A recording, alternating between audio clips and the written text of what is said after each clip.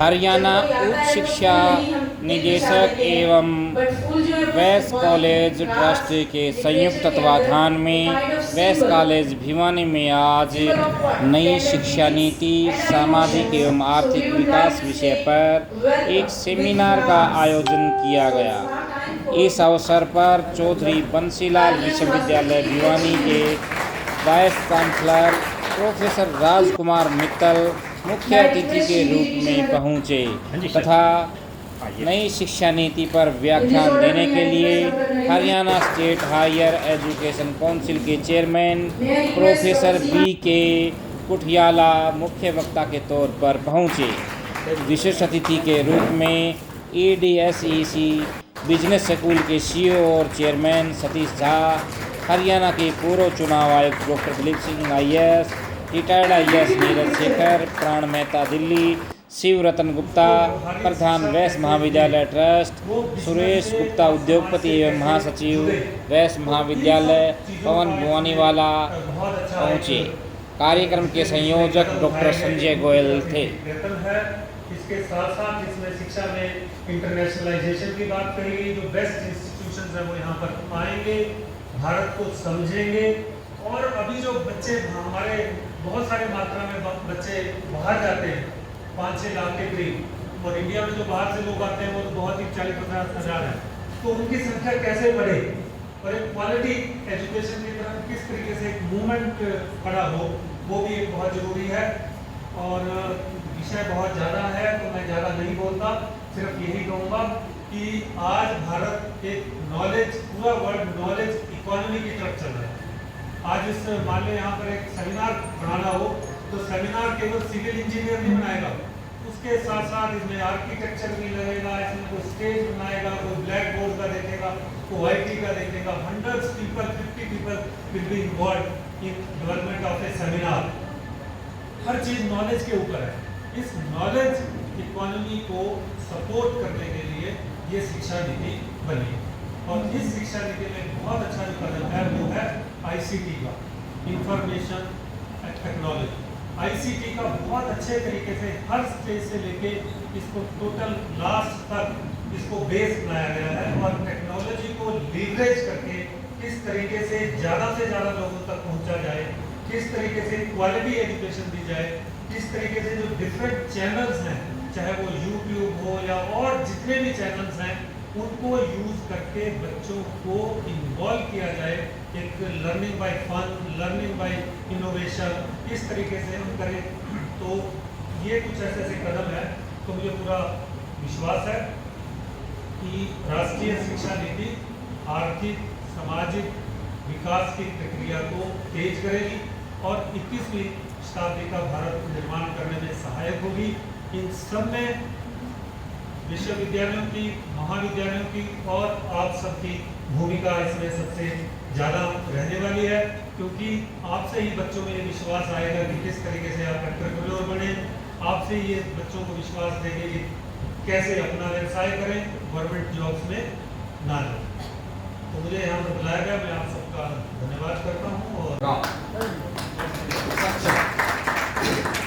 जब उसको सिखा रहे हैं तब भी वो उस काम को कर सकता है, जब वो सीख लेगा तब भी उसको काम कर सकता है, और कहीं और काम करता है तो हॉबी के रूप में उस काम को अपने जीवन में अपना सकता है। उदाहरण के रूप में फिजिक्स में हम जब लाइट का सब्जेक्ट पढ़ाते हैं, मेरा साइंस सब्जेक्ट नहीं है मगर मुझे अध्यापकों ने समझाया कि ऐसे किया जा सकता है।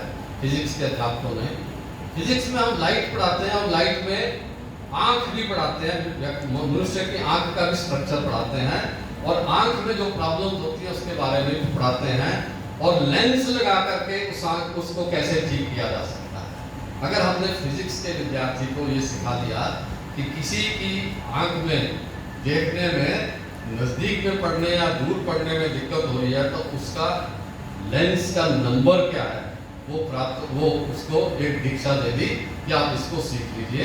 फिर उसको सिखा दिया कि ये लेंस कहाँ मिलते हैं, ये फ्रेम कहाँ मिलते हैं, इनकी कीमतें क्या होती हैं, और फिर उसको सिखा दिया कि ये एक चश्मा कैसे बनाना। ये फिजिक्स का टीचर है, स्टूडेंट है और वो इस काम को सीख जाएगा। तो अपनी पढ़ाई के दौरान, पढ़ाई के बाद अपना मुख्य व्यवसाय भी बना सकता है और बाद में जाकर के एक साइड बिजनेस भी बना सकता है। इस प्रकार से 21 विषयों में 10-10 ऐसे प्रयोग जो काउंसिल ने बनाकर, अध्यापकों की सहायता से बनाकर विश्वविद्यालयों को और कॉलेजेस को दिए हैं, उसको दे रहे हैं। पायलट प्रोजेक्ट सक्सेसफुल हो गया है, अब उसको फुल इम्प्लीमेंटेशन हम करेंगे। महाविद्यालय भिवानी में आज एक विमर्श आयोजित हुआ है, जिसका विषय है राष्ट्रीय शिक्षा नीति और सामाजिक और आर्थिक परिवर्तन। जो राष्ट्रीय शिक्षा नीति 2020 में घोषणा हुई है, वो भारत के समाज को पूर्णतः बदलने का एक कार्य योजना है और 3 साल से ये बच्चे से लेकर के और पीएचडी और उससे बियॉन्ड, उससे आगे भी जो शिक्षा है उसके प्रावधान इसमें किए गए हैं। और ऐसा लगता है कि कल का भारत हमको कैसा चाहिए, जिसकी कल्पना सारे भारत के नागरिकों को है, वैसा भारत बनाने के लिए इस राष्ट्रीय शिक्षा नीति ने हमें मार्गदर्शन किया है। और इसका क्रियान्वयन करने के लिए आंगनवाड़ी के कार्यक्रमों से लेकर के स्कूल, कॉलेज, महाविद्यालय, विश्वविद्यालय, इन सब में ये अपने अपने स्तर पर सबको काम करना होगा। कुछ कार्य केंद्र सरकार के, कुछ कार्य राज्य सरकार के, परंतु बहुत से कार्य ऐसे हैं जो शिक्षण संस्थाओं में मैनेजमेंट ने और अध्यापकों और प्राध्यापकों ने करने हैं। इसके लिए जो विमर्श प्राध्यापकों का आपस में हो रहा है वो एक मार्गदर्शक बनेगा और ऐसा लगता है कि एक बहुत बड़ा परिवर्तन जब इस शिक्षा नीति का क्रियान्वयन पूर्ण हो जाएगा तो एक नया भारत, अलग तरह का भारत ही हमको देखने को मिलेगा। सबसे बड़ी बात है कि ये जो शिक्षा नीति है ये अध्यापन केंद्रित नहीं है, ये विद्यार्थी केंद्रित नहीं है, मगर इसका केंद्र है लर्निंग प्रोसेस, लर्निंग केंद्रित है, सीखने और सिखाने पर इसका कुल मिलाकर के फोकस है। इसलिए ऐसे युवाओं को तैयार करना जो ऐसे समाज को बना सकें, जो विश्व को भी नेतृत्व प्रदान कर सके, सुख शांति से समृद्धि लाने का एक मार्ग बने, ऐसा लगता है कि ये शिक्षा नीति होने वाली है। और इसके लिए जैसे आज इस महाविद्यालय में हुआ तो हर महाविद्यालय, स्कूल अपने अपने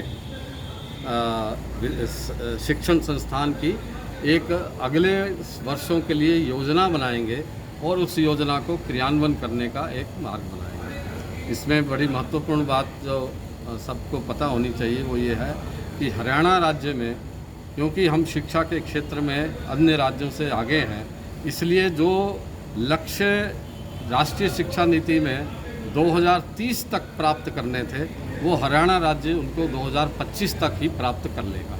ऐसी योजना बनाई है और सभी प्रशासनिक अधिकारियों ने इसका आश्वासन भी दिया है और उन्हें कार्य प्रारंभ भी कर दिया। सर, नई शिक्षा नीति में आंगनबाड़ी केंद्रों को प्ले स्कूल में परिवर्तित किया जा रहा है, लेकिन आंगनबाड़ी जो कर्मचारी हैं वो 1 अक्टूबर से पूरे प्रदेश में हड़ताल पर हैं, क्या कहना चाहेंगे?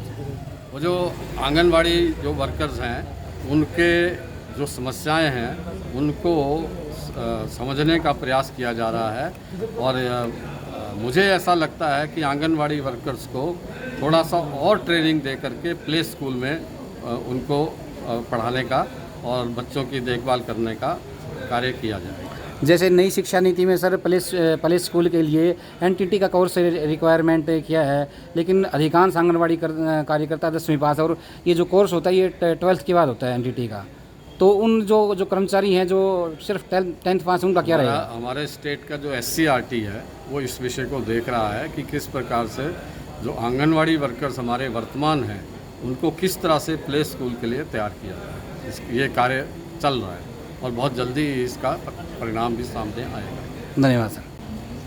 वैश्य महाविद्यालय ट्रस्ट द्वारा संचालित वैश्य महाविद्यालय में एक ऐसे सेमिनार का आयोजन किया गया है जो मुझे बहुत करीब है। राष्ट्रीय शिक्षा नीति वर्तमान परिप्रेक्ष्य में इसका जो सोशल, सामाजिक एवं आर्थिक विकास कैसे हो, वो एक बहुत ही महत्वपूर्ण विषय है।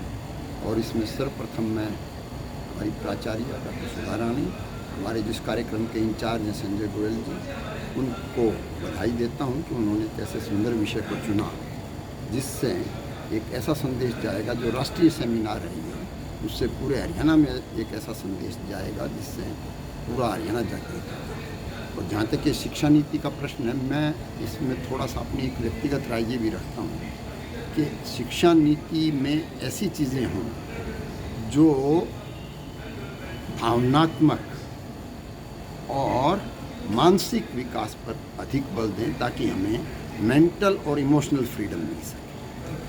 सर, जिस तरह सरकार ने नई नीति बना रही है एजुकेशन की, सर ये उसी तरह जैसे अब ये जो शिक्षा जो है बड़ी महंगी होती जा रही है, गरीब तबके के जो बच्चे हैं वो एजुकेशन प्राप्त करने में असमर्थ हो रहे हैं। जो प्राइवेट स्कूल है काफ़ी, उन्होंने वो कहते हैं कि गरीब बच्चा है वो है, उसके बावजूद उनको दाखिला नहीं देते बच्चे। तो गरीब बच्चों के लिए क्या योजनाएं हैं, क्या होगा इसके लिए? देखिए, जहाँ तक हम हमारे ट्रस्ट का प्रश्न है, उस ट्रस्ट के स्तर पर हम कुछ ऐसी योजनाएं बना रहे हैं, इसका एक फ़ंड क्रिएट कर रहे हैं जिससे हम बच्चों को स्कॉलरशिप दे सकें। उसकी केवल 2 ही कंडीशन होंगी। सबसे पहला तो बच्चा योग्य होना चाहिए, और दूसरा वास्तव में वो आर्थिक रूप से फीस भरने में असमर्थ है, तो उसको हम हमारे स्कूल में निश्चित रूप से, चाहे स्कूल की फ़ीस माफ़ हो या ना हो, ट्रस्ट उसको छात्रवृत्ति प्रदान करें। जी सर।